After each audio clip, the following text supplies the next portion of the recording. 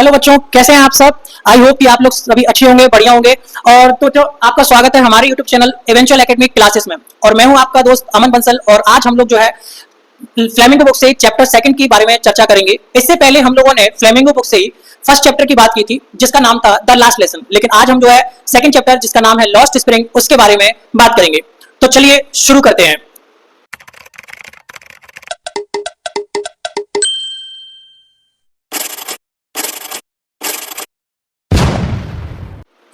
तो बच्चों, ये कहानी जो है होने वाली है दो बच्चों की।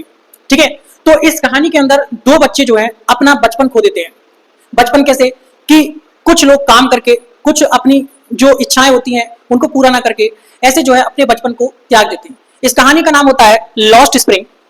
लॉस्ट स्प्रिंग का मतलब होता है खोया हुआ बचपन, है ना। तो जिस तरीके से कह सकते हैं कि बसंत ऋतु, स्प्रिंग माने बसंत ऋतु, जिस तरीके से बसंत ऋतु का दौर गुजर जाता है, ऐसे ही बच्चों का दौर भी जो है, बचपना जो है वो भी गुजर जाता है। तो ये कहानी तो है बच्चों दो बच्चों की होने वाली है। एक है कहानी साहिब आलम नाम के बच्चे की, और दूसरी कहानी है बच्चों मुकेश की। तो आज सबसे पहले अपन शुरू करने जा रहे हैं कहानी साहिब आलम से। तो एक समय की बात है भाई, इसके राइटर जो है उनका नाम है एनीस जंग। तो एनीस जंग इसके राइटर भी हैं और साथ ही साथ नरेटर भी हैं। तो राइटर जो है यानी कि एनीस जंग जो है, उसी के बगल में पड़ोस में एक लड़का रहता है, जो कि सुबह सुबह क्या करता है, वो कचरा बीनता हुआ उनको दिखाई देता है।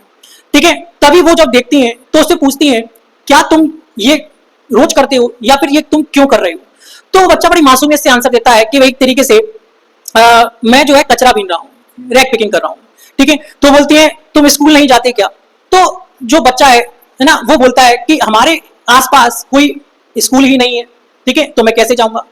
तो जो एनीस जंग है वो क्या करती है, वो उससे पूछती है अगर मैं स्कूल बनाकर दूं तो क्या तुम स्कूल जाओगे। तो जो बच्चा होता है वो क्या करता है, वो छोटी सी स्माइल जो है, उसी प्यारी सी स्माइल लेकर के बोलता है मैं जरूर जाऊंगा। ठीक, तभी जो है अपन आगे अगर देखें तो उसने जो जो राइटर थी यानी कि एनीस जंग थी, उनको बड़ा अजीब सा फील होता है। उनको लगता है मैंने पता नहीं कैसा वादा कर दिया, और मैं या इस ये वादे को पूरा कर भी पाऊंगी या नहीं कर पाऊंगी। ठीक, तो उसने में अब इतने दिनों बाद क्या होता है कि कुछ दिनों बाद वो लड़का जो है वो फिर से मिलता है उनको। वहीं पर जो है उसकी तरफ भागता हुआ आता है, और भागते हुए उससे पूछा क्या स्कूल बन गया। तो वो जो है एक तरीके से बहुत एम्बेरस फील करने लगती है एनीस जंग, और उससे बोलती है अरे ऐसे इतनी जल्दी स्कूल नहीं बनता, एकदम से नहीं बनता है, टाइम लगता है। लेकिन उनको अंदर से थोड़ा गिल्ट सा फील होता है कि मैंने एक ऐसा वादा कर दिया, हो सकता है मैं पूरा कर भी पाऊं या नहीं कर पाऊं। तो ऐसी कहानी शुरू हो गई। अब आगे चल के क्या होता है, एनीस जंग जो है देखती है कि कुछ बच्चे जो है वो गलियों में खेल रहे होते हैं, इधर उधर चल रहे होते हैं। तो अब वो देखती हैं तो एक और चीज नोटिस करती है कि उन बच्चों ने जो है चप्पलें, या हम कहें कि फुटवेयर, उनको पहना नहीं होता है, यानी कि स्लीपर्स वगैरह नहीं पहनी होती हैं। तो उनके माइंड में आता है कि ये बच्चे जो है स्लीपर क्यों नहीं पहन रहे। तो उनसे वो जाकर पूछती है कि आप जो है स्लीपर क्यों नहीं पहने। तो बच्चे बड़ी मासूमियत से आंसर देते हैं। उनमें से एक बच्चा बोलता है कि मेरी माँ ने जो है अलमारी से चप्पलों को निकाला ही नहीं है। तभी दूसरा बच्चा उसमें थोड़ी सी ऐड करके और बोलता है कि मेरी माँ जो है अगर चप्पलों को दे भी देंगी तो भी मैं उनको नहीं पहनूंगा, क्योंकि मैं फेंक दूंगा, मेरे को पहनना ही नहीं है। एक बच्चा आंसर देता है मैं नहीं पहनूंगा क्योंकि मुझे तो जूते पहनने का शौक है, मैं चप्पल नहीं पहनता हूं। तो ऐसा कर करके वो अपने अपने रीजन के अनुसार, रीजन अकॉर्डिंग जो है आंसर दे रहे थे। तो एनीस जंग समझ जाती है कि एक तरीके से ये बच्चे जो है वो क्या कर रहे हैं, वो एक तरीके से अपनी मतलब उसको छुपा रहे, गरीबी को छुपा रहे हैं। गरीबी को छुपाने का रीजन क्या है कि एक तरीके से वो डायरेक्ट नहीं बोल रहे हैं कि भाई हमारे पास पैसे नहीं है, या हम लोग जो है चप्पल खरीद ही नहीं सकते, बल्कि उसके एक अलग ही तरीके के बहाने बना रहे हैं। और बहाने भी ऐसे कि भाई बचकाने से, जो बच्चों के बहाने हैं भाई, बचकाने से बहाने होंगे। तो ऐसे बहाने जो है बनाते हैं। एक बच्चा बोलता है मुझे जूते पहनने का शौक है, मैं जूते मिलेंगे तब जो है मैं क्या कहते हैं जूते पहनूंगा, और मैं प्रे करूंगा भगवान से कि एक तरीके से मुझे जूते मिल जाए। तो तभी क्या होता है, एनीस जंग को एक पुराने जो एनीस जंग तो बहुत जगह घूमी हुई थी, तो उन्होंने कई जगह की गरीबी बच्चों की तरफ के बारे में देखा था। उनमें से एक उडीपी के एक बच्चे की कहानी याद आती है कि उडीपी में एक लड़का रहता था, और उनके पिताजी जो थे वो उस वहीं के मंदिर में क्या करते थे, वो पुजारी थे। अब पुजारी जो थे तो जाहिर सी बात है कि वहां पे पूजा किया करते थे, और उनका बच्चा जो है डेली स्कूल जाता, तो मंदिर से होता हुआ जाता था, मंदिर में प्रार्थना करके जाता, भगवान मुझे एक चप्पल मतलब एक जोड़ी जूते दे दो। ठीक, तो एक जोड़ी जूते दे दो, ऐसा उन्होंने बोला था। अब जब वो एनीस जंग 30 साल बाद वहां पे जाती है, तो वहां पे बहुत कुछ चेंज होता है। उसी गांव की बात कर रहा हूँ, उडीपी की। वहां पे जाती है, बहुत कुछ चेंज होता है उसके अंदर। अब चेंज होता है तो उनमें से एक बच्चे को देखती है, वो बेचारा क्या करता है, जूते चप्पल पहना होता है, स्कूल से जाकर के जूतों को उतारता है और उठा करके फेंक देता है, मोजों को उतारता है, उठा करके फेंक देता है। तो एनीस जंग ये देख करके सोचती है कि इतने सालों में कुछ बदला या ना बदला हो, लेकिन एक चीज मैं देख पा रही हूँ कि वो जो बच्चे ने प्रे की थी कि मुझे जो है जूते मिल जाएं, और जब उसे जूते मिल गए थे तो उसने एक और चीज बोली थी कि मेरे ये जूते कभी ना खोए। और वो जूते कैसे थे, वो एक्चुअली में जूते थे मतलब एक तरीके पेयर तो शूज का ही था, लेकिन अलग अलग जोड़ी, अलग अलग कलर के या डिजाइन के जूते पहन रखे थे उसने। तो उन्होंने बोला कि मैं इसको कभी नहीं खोना चाहता। तो हो सकता है वो सोचती है निजंग कि ये वही उसी की मतलब एक प्रार्थना का परिणाम है कि आज भी जो है अब बच्चे यहाँ के स्कूल वाले जूते पहन पा रहे हैं। ठीक है, तो आकर के हम लौट के उसी कहानी पे आते हैं, मतलब लड़के की कहानी पे। तो अब वो एनी जंग जो है उससे मतलब मनी मन सोचती है कि तुम्हारा अब इतने दिन हो गए थे भाई, उसने नाम तो पूछा नहीं था उसका। तो लड़के से पूछती है कि तुम्हारा नाम क्या है? तो बोलता है मेरा, जोर से चिल्ला के बोलता है साहिब आलम, है ना। तो ऑब्वियस सी बात है, जब वो सुनती है तो वो सोचती है एक तरीके से कि अरे इसके नाम का अर्थ तो इसे मालूम भी नहीं होगा। अगर इसको इसके नाम का अर्थ पता भी चल जाए तो इसको बिलीव ही नहीं होगा कि इसके नाम का एक मीनिंग हो सकता है। और साहिब आलम का मतलब होता है लॉर्ड ऑफ द यूनिवर्स, यानी कि पूरे ब्रह्मांड का भगवान, लॉर्ड ऑफ द यूनिवर्स। लेकिन वही चीज है ना कि उसको बिलीव ही नहीं होगा, क्योंकि वो तो एक क्या करता है भाई, रैक पिकिंग का काम कर रहा है, कचरा बीनने का काम कर रहा है। और कचरा भी बीनना, उसमें क्या ढूंढ रहा है? गोल्ड कॉइन ढूंढ रहा है। गोल्ड कॉइन का मतलब यहाँ कोई सोने की चीज नहीं है। गोल्ड कॉइन का मतलब है उसको अपने जीवन जीने के लिए कुछ काम की चीजें मिल जाया करती थी, उसे वो गोल्ड कॉइन, सिल्वर कॉइन के नाम से ही बोल दिया करता था कि भाई मुझे आज तो सोने का सिक्का मिल गया, मैंने बहुत ज्यादा चीज अच्छी मिल गई, इस तरीके से। ठीक है, तो अब जो है इसके बारे में अगर साहिब आलम की बात करें तो साहिब आलम जो होता है वो एक्चुअली में बांग्लादेश से आया हुआ होता है। और बांग्लादेश जो है, बांग्लादेश की राजधानी ढाका, वहां पर वो एक मतलब पथरीले इलाकों पे, पहाड़ी इलाकों पे रहता है, जहां पर क्या होता है कि एक बार बहुत ज्यादा तूफान वगैरह आते हैं और उसका घर वगैरह, उसकी छत जो थी वो उससे छिन जाती है। और उसके बाद में जो है वो अपनी माँ के साथ में 1971 में बांग्लादेश को छोड़ देता है और दिल्ली के एक बस्ती वाले इलाके में आकर रहने लगता है, जिसका नाम था सीमापुरी, जिस जगह की मैं बात कर रहा था, जहां पर एनी जंग उससे मिली थी, जो कि उसकी पड़ोसी थी। अब एनिस जंग जो है वो एक्चुअली में जब देखती हैं तो एनिस जंग जो है उस पूरे एरिया का मुआयना करती हैं, यानी कि पूरे एरिया के बारे में देखती हैं और सोचती हैं कि भाई इस एरिया के बारे में क्या है। तो देखती हैं कि भाई पूरा का पूरे एरिया में गंदगी बहुत ज्यादा है। साथ ही साथ एक घर भी है, घर जो है, घर पे ऊपर से तिरपाल डल रही है, लेकिन तिरपालों में छेद हो रहे हैं, वहां से पानी टपक रहा है। ठीक है, नालियां पूरी तरह चौक हो चुकी हैं, वहां मच्छर वगैरह हो रहे हैं। और ऐसी ऐसी कंडीशन में जो है साहिब आलम जैसे बहुत सारे बच्चे रह रहे हैं, तो उनकी स्थिति कैसी होगी।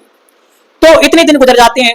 कुछ दिनों बाद साहिब आलम की फिर मुलाकात होती है एनिस जंग से, और इस बार साहिब आलम कुछ बदला बदला सा नजर आता है। तो एनिस जंग उससे पूछती है, अरे साहिब तुम यहाँ पे क्या कर रहे हो? तो वो अपना मुरझाया सा चेहरा देकर के बोलता है, मैं वहां सामने जो वो दिख रही है चाय का स्टॉल दिख रहा है, मैं वहां पर काम करता हूँ।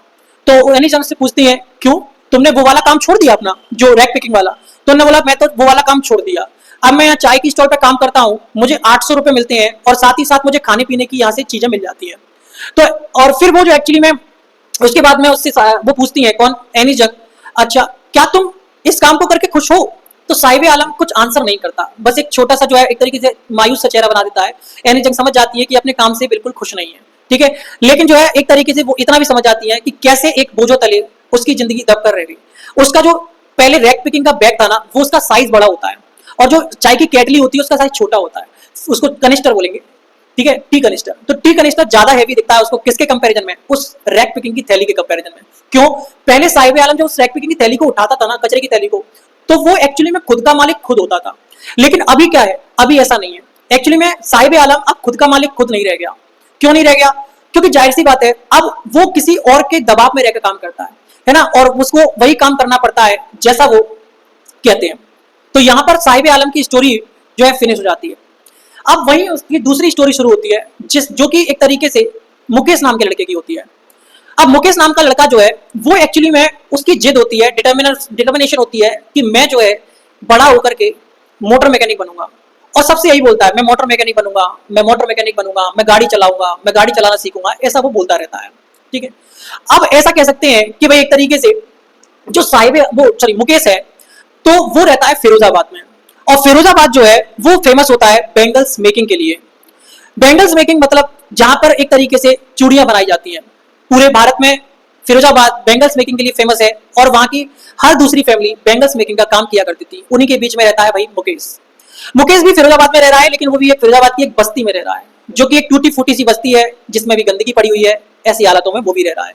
तो एनिस जंग जो है उससे मिलती है, तो एनिस जंग उससे मुलाकात करती है, तो उससे पूछती है, भाई तुम कैसे क्या हो एक तरीके से, तो क्या बनना चाहते हो, ऐसे डायरेक्टली पूछते हैं वो। तो बोलते हैं मैं मोटर मैकेनिक बनना चाहता हूँ। ठीक, अब एक दिन क्या होता है, मुकेश जो है वो एनिस जंग से दोबारा मिलता है, तो मुकेश बड़ा खुश सा नजर आता है और कहता है, एनिस जंग से जिद करता है कि आप हमारे घर चले, हमारे घर जो है, हमारा घर बन रहा है, नया घर बन रहा है। तो एनिस जंग जो कहती है, ऐसी गंदी वाली बस्ती में भी उसके लिए कितने चेहरे पर एक खुशी है कि उसको घर की सुख है या घर की याद है कि घर बन रहा है, और कितना अच्छा खुशी का माहौल है उसके लिए। तो फिर वो एनिस जंग अपने आप को रोक नहीं पाती हैं और किसके साथ में, मुकेश के साथ में चल देती हैं। जब वो मुकेश के साथ में चल देती हैं, तभी वो देखती हैं क्या कि एक तरीके से मुकेश जो है उसकी गलियां कैसी हैं, मुकेश के घर की गलियां कैसी हैं, पूरी तरीके से नालियां चौक है। वो कीचड़ वाली जगह पर पैर रख रख के जो आगे की तरफ बढ़ती हैं और ऐसे करते हुए 3 टप्परों को देखती हैं कि एक तरीके से कैसे लोगों के घर बने हुए हैं, कैसे छप्पर डली हुई है, कैसे पत्थरों की पाटोर डली हुई है, उस पर तिरपाल डले हुए हैं, तिरपाल में से पानी टपक रहा है, ऐसी जगह को वो देखती हैं। तभी जो है इतने में मुकेश का घर आ जाता है। मुकेश का घर भी बिल्कुल टूटा फूटा सा घर था, उसका दरवाजा भी बिल्कुल ब्रोकन टाइप में था। अब मुकेश भी मजाक मजाक बोले तो भाई एक तरीके से गेट में लात दिया उसने खींचकर और गेट गिर पड़ा, ऐसा गेट था। तो उनसे बोलता है एनी जंग से कि आप आओ हमारे घर आओ। तो एनी जंग जब एंटर करती है तो देखती है एक टीन शेड के नीचे जो है एक महिला थी जो कि क्या कर रही है, एक जो है चूल्हे के पास बैठी हुई है और चूल्हे पर वो क्या है पालक बना रही थी, पालक पॉरिश पॉट। अब इतने में देखती है एक तरीके से बगल में एक जो खटिया पर दादी बैठी होती है उनकी, जो मुकेश की दादी, और जिस महिला की बात कर रहा हूँ वो कोई और नहीं मुकेश की बड़े भाई की पत्नी होती है, जो कि सुंदर है और साथ ही साथ एक तरीके से खाना बनाती हुई स्माइल करती है एनी जंग को देखते हुए। अब इतने में क्या होता है, उनके घर का एक बुजुर्ग जो है वो कमरे से बाहर की तरफ निकल के आता है और उस जो लड़की जो वो थी महिला थी वो जाकर के पीछे वाली दीवार पे जाकर छुप जाया करती थी। तो एनी जंग समझ जाती है कि एक तरीके से बहुत ही ज्यादा ट्रेडिशनल टाइप में है ये, और एक तरीके नहीं होता कि भाई तरीके पुराने जो ख्यालातों में देखें तो भाई बूढ़ों के सामने आकर के जो है वो बहुएं जो है वो क्या कर लेती थी भाई एक तरीके से जो है घूंघट कर लेती, ऐसे जाके वो खड़ी हो जाती है। तभी जो है एक तरीके से बूढ़ा व्यक्ति भी कोई और नहीं, वो भी चूड़ी बनाने वाला ही था देखा जाए तो। एनी जंग उन सबसे बातें करती हैं, तो एनी जंग पहले दादी से बात करती है उसकी मुकेश की दादी से, तो बोलती हैं कि हमने तो बचपन से यही बनाते हुए देखा है, हमारे तो पति भी यही बनाते थे, हमारा ही बेटा भी यही बनाता है। और एक तरीके से वो जो उसके बूढ़े पिता थे किसके, मुकेश के, वो जब देखते हैं उसको तो जब बूढ़े से पिता है उनकी आंखें भी एक तरीके से पूरी तरह लाल हो चुकी हैं क्योंकि वो बेंगल्स मेकिंग का काम कर रहे हैं और उस समय जॉइंट लगाते हैं, उनकी आंखों में जो है पॉलिशिंग की वजह से क्या होता है आंखें खराब हो जाती हैं। तो वही एक तरीके से बात करती तो बोलते हैं एक तरीके से मैं पहले दर्जी का काम कर चुका हूँ, तब जाकर के दर्जी का काम किया मैंने और भी काम किए, आज मैं चूड़ी बनाने का काम कर रहा हूँ, चूड़ी बनाने का काम कर रहा हूँ और इतने पैसे इकट्ठे करने के बाद मैंने पहली बार अपने घर में कुछ काम करवाया है, यानी कि घर के बनवाने की कोशिश कर रहा हूँ। तो एनी जंग सोचती है कि देखो इतनी सारी गरीबी में लोग रह रहे हैं और बच्चे रह रहे हैं, उनके पैरों में चप्पल तक नहीं होती है, खाने के लिए रोटी तक नहीं होती है। उस स्थिति में अगर इस मुकेश का पिता जो है घर बना पा रहा है तो इसके लिए कितनी बड़ी बात होगी। तो ऐसा कौन सोचती है, एनी जंग सोचती है। अब वो इससे बातें करती हैं, उनसे बोलती हैं मुकेश आपका जो एक तरीके से वो जो है क्या कहते हैं वो भी बेंगल्स मेकिंग का काम, तो बोलते हैं हमने बचपन से यही काम किया है, थोड़ा बहुत हमने दूसरा काम भी चेंज किया, हमारे पिता ने हमको अभी तक यही सिखाया है, तो हम भी अपने बच्चों को क्या ही सिखा पाएंगे, यही सिखा पाएंगे। गरीबी के कारण अपने बच्चों को स्कूल भेज नहीं पाए, इसलिए हम लोग सोच रहे हैं कि भाई उनको भी बेंगल्स मेकिंग का ही काम सिखा दें। लेकिन उनमें जो एक तरीके से बेंगल्स मेकिंग में कई तरीके की समस्याएं आती हैं, जैसे वो अडल्ट होते थे, अडल्ट होने से पहले उनकी आंखों की रोशनी चले जाया करती थी। कारण क्या होता था कि उनको अंधेरे कमरे में जाकर के पॉलिशिंग का काम करना पड़ता था, जिसके कारण उनकी डस्ट वगैरह उड़ती थी जो उनकी आंखों में जाती थी, इस वजह से उनकी आंखें जो है अंधी हो जाती थी, वो लोग ब्लाइंड हो जाते थे, यानी कि अडल्ट होने से पहले। तो इतने वो सोचती है कि इतनी सारी मतलब पुरानी परंपराओं को लेकर इतनी सारी फैमिली चल रही है, मुकेश की फैमिली भी इसी परंपराओं में चल रही है, लेकिन कितनी अच्छी बात है भाई, कितनी अच्छी बात है कि मुकेश जो है इस पिंजरे को तोड़ना चाहता है। मुकेश जो है वो इन लोगों की तरह वो काम नहीं करना चाहता जो एक्चुअली में जो सभी लोग कर रहे हैं। मुकेश एक्चुअली में मोटर मैकेनिक बनना चाहता है। तो एक तरीके से मोटर मैकेनिक बनने की राह में वो उससे पूछती है एनी जंग कि तुम मोटर मैकेनिक बनना चाहते हो, तुम्हें कार के बारे में पता भी है? तो बोलते हैं मैं पहले कार चलाना सीखूंगा फिर मैं जो है मोटर मैकेनिक बनूंगा। तो बोलते हैं कि भाई इस मोटर मैकेनिक बनने के लिए तुम्हें शहर जाना पड़ेगा, वो शहर तो बहुत दूर है यहाँ से। तो बोले मैं जाऊंगा, चाहे जितना भी दूर हो मैं शहर जाऊंगा। मतलब उस मुकेश की डिटर्मिनेशन पावर देख करके जो है आश्चर्यचकित हो जाती है जंग की कितनी डिटर्मिनेशन है इसके अंदर, और इन्हीं के बीच से निकला हुआ लड़का है जो कि क्या इतना डिटरमाइंड है भाई, एक तरीके जिसका लक्ष्य अलग ही तय है कि भाई बनूंगा। फिर वो बोलती है कि अगर ऐसा लक्ष्य बना सकता है तो ये कुछ भी कर सकता है।